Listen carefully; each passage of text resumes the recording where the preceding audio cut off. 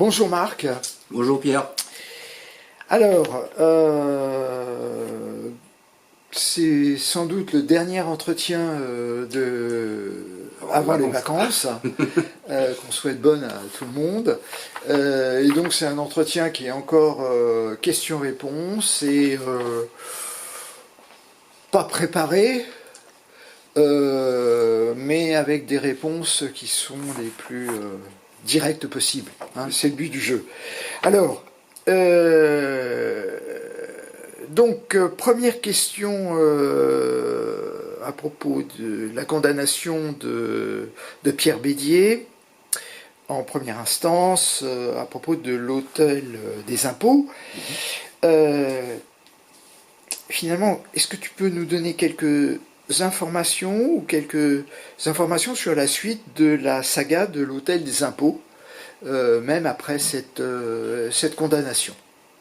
Alors c'est condamnation de Bédier.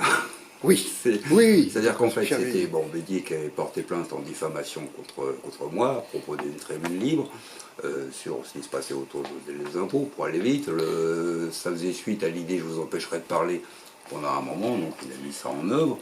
Le tribunal a décidé,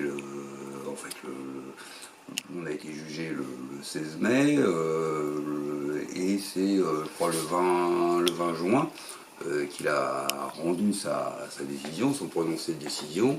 Donc il a été, je suis relaxé. Donc il n'y a pas, en première instance, il n'y a pas, le tribunal estime qu'il n'y a pas de diffamation.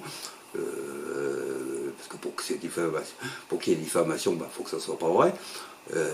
Et il va même plus loin, c'est-à-dire qu'il condamne Pierre Bédier pour procédure abusive de diffamation. Pas tout à fait le terme, mais enfin, en gros, c'est ça. Il est condamné à me verser 3 000 €, première instance. Donc voilà, déjà, c'est satisfaction.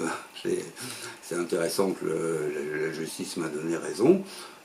D'autre part, ça prouve aussi que dans l'hôtel des impôts, l'ex-hôtel des impôts et tout ce qui s'est passé, il y a eu des choses qui ne vont pas, notamment par l'intermédiaire de mon avocat. J'ai demandé un certain nombre de documents, ce qui me permet de dire que maintenant, en quelques années, il manque 560 000 € de fonds publics sur cette espèce de magouille au pluriel qui se sont déroulées, quoi, tout simplement.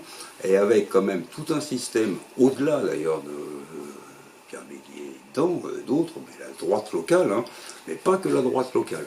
Tous les maires de la région sont mouillés, et moi je vous invite à venir sur mon blog, notamment où j'ai mis tout ça en ligne avec les documents.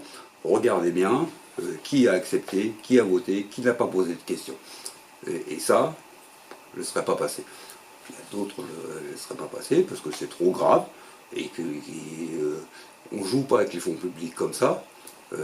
Qu'on regarde que c'était une de nos propositions de Vivre mieux à Mantes-la-Jolie, par exemple, d'avoir des chèques municipaux pour 500 000 €. Ça, ça a été pris. Et puis de l'autre côté, on va avoir une ligne fiscale supplémentaire par la GEPSO qui se dit en faillite. Elle vient de laisser filer, en quelques années, 560 000 € de fonds publics. C'est l'argent démonté. Voilà.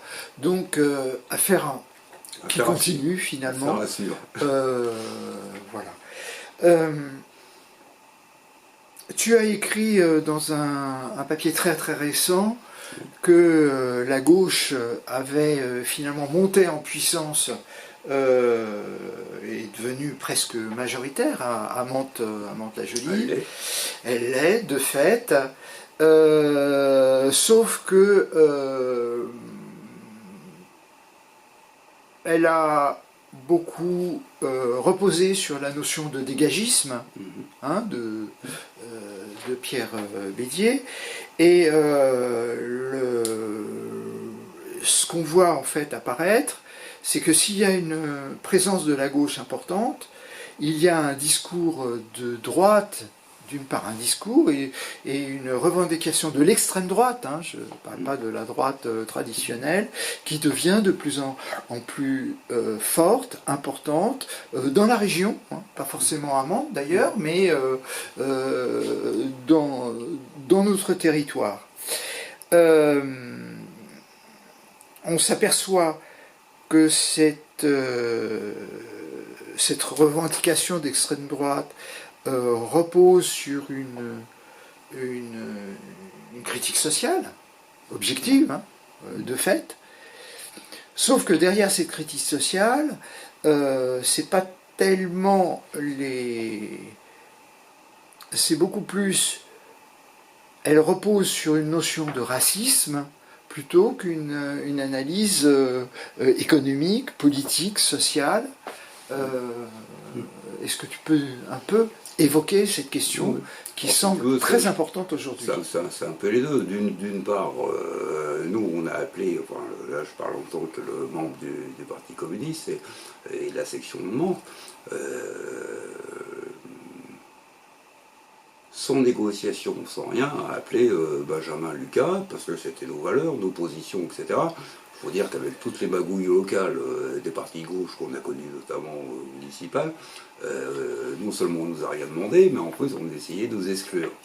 Donc c'était de dire, nous on tient nos valeurs, et voilà, on ne partage pas forcément l'accord national, etc., ce que ça donne, notamment le parachutage, hein, parce que moi j'ai eu l'occasion de rencontrer Benjamin Lucas en public, hein, parce que c'était à l'extérieur du Sporting, on s'est montré, en disant voilà, nous on est clair, le parachutage c'est pas notre truc, en même temps ça peut redistribuer les cartes sur Mans-Saint-Gelais, toutes les magouilles, enfin sur la région montaise et toutes les magouilles qui ont eu lieu, donc nous on a pris une position, on l'assume, et sans rien demander à personne, sans négociation avec les autres partis, on appelle à voter pour toi. Voilà, Benjamin Lucas fait 60% des voix au deuxième tour, face à une candidate macroniste, Collier visait beaucoup dessus, qui a fait une campagne, enfin, on sentait la droite, quoi. Elle appelait pratiquement le Front National, l'extrême droite à voter pour elle, et uniquement contre, soi-disant, le candidat Benjamin Lucas. Bon, ça n'a pas marché, c'était intéressant, parce que moi, ça faisait à peine un mois qu'elle était première adjointe, et se fait ramasser à plus de 20% d'écart au deuxième tour sur Mans-la-Jolie, ça c'est quelque chose qui va dans le bon sens, même s'il faut retravailler plein de choses, mais ça fait partie des choses, hein, donc je crois qu'il ne faut pas du tout, en tout cas ma position personnelle, qui est aussi celle des communistes de Mans-la-Jolie, qui était de dire on appelle à voter à gauche. En même temps, il faut regarder, d'une part, au niveau, alors, si Mans c'est bien, Mans passe à voter à gauche, hein, c'est comme ça, au niveau national, c'est pas le cas.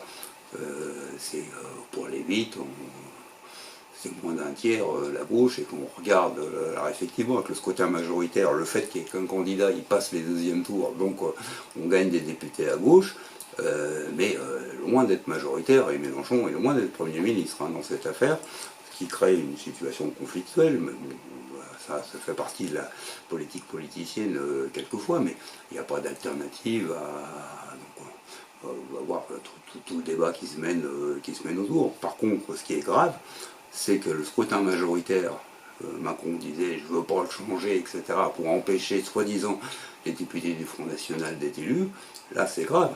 C'est 89 députés qui passent là-bas, du deuxième tour, qui se font élire tout seuls. C'est-à-dire qu'est-ce que ça va donner au présidentiel si on continue à jouer à ça? Et puis ça veut dire aussi que dans plus de la moitié des circonscriptions, il y a des candidats d'extrême droite qui font plus de 40%. Derrière, moi je trouve que dire uniquement vous vous trompez de colère, ça ne suffit pas.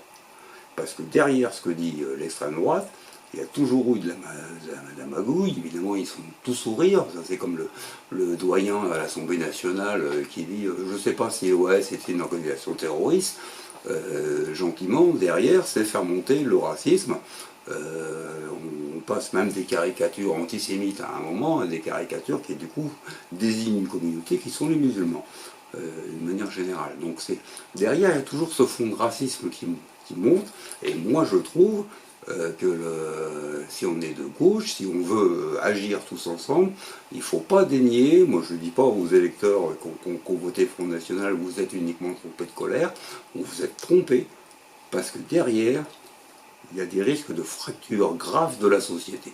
Quand on désigne comme ça des communautés, les femmes contre les hommes, les musulmans contre les autres, etc., il y a quelque chose qui ne va pas. On essaye de casser les repères et de diviser notamment les salariés, ou tous ceux qui veulent lutter, pour autre chose. Donc là, il faut quand même qu'on revienne sur ça. Non, on ne discute pas avec le Front National. Non, on ne lui permet pas d'avoir des présidences de commission en essayant de trouver des arguties. On le combat et il faut qu'on soit clair. Mais ça veut dire aussi un débat d'idées qu'on ne mène pas. On ne s'aperçoit pas que le Front National va gagner des députés entre le premier et le deuxième tour. Il y a une vie entre deux élections. Comment on fait pour continuer effectivement à faire reculer sur les idées ces fascistes? Parce que demain, c'est notre société qui est fracturée. Regardons Mantes-la-Jolie, on continue les divisions en 3 quartiers, avec des ghettos, ou alors on essaye de travailler tous ensemble en se respectant, même si on n'est pas d'accord, surtout, c'est normal, et on essaye d'avancer. Moi je crois que c'est important et que c'est un axe de débat d'idées, mais il ne faut rien lâcher là-dessus. Moi, je refuse de discuter gentiment avec le sourire avec quelqu'un dès l'instant où il a adhéré au RN ou Zemmour. Non. Je veux bien aller à une émission où on va argument contre argument, mais sur le fond, c'est-à-dire combattre. Ça, d'accord, mais le reste, non. Moi, je ne discute pas avec les militants d'extrême droite. On n'a rien à voir, il y a du sang entre nous. Et si j'étais au pouvoir, je serais en prison. Si j'étais au pouvoir, c'est eux qui seraient en prison, il faut être clair. Donc, finalement, vivre à... En fait, là, tu viens de parler de la morale et de la... politique, de la vision politique d'un groupe qui s'appelle Vivre mieux à Mantes-la-Jolie. Rappelons que ce groupe, après les élections, s'est posé la question de son existence et a répondu on continue. On continue parce que finalement, tout ce qui avait été défini dans le programme est encore valide et hélas reste des questions sensibles d'aujourd'hui, soulignées en plus par ces questions de perversité sociale et mentale que sont le racisme.